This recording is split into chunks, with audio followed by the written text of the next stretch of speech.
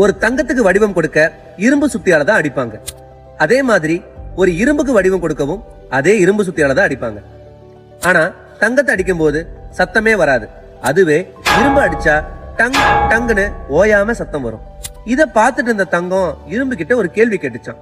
நண்பா, உன்னையும் இரும்பு சுத்தியால தான் அடிக்குது, என்னையும் அதுதான் அடிக்குது.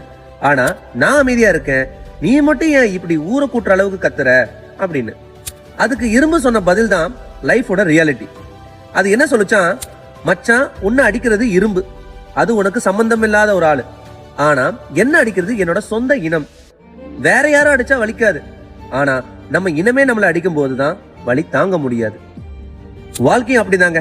வெளியாளுங்க நம்மளை காயப்படுத்தினா கூட தாங்கிக்கலாம், ஆனா நமக்குன்னு இருக்கிறவங்களே நம்மளை குத்தும் போதுதான் அந்த வலி உயிரே போற மாதிரி இருக்கும். இந்த மாதிரி வலி உங்களோட லைஃப்ல நீங்க அனுபவிச்சிருக்கீங்களா? கண்டிப்பா கமெண்ட்ல சொல்லுங்க.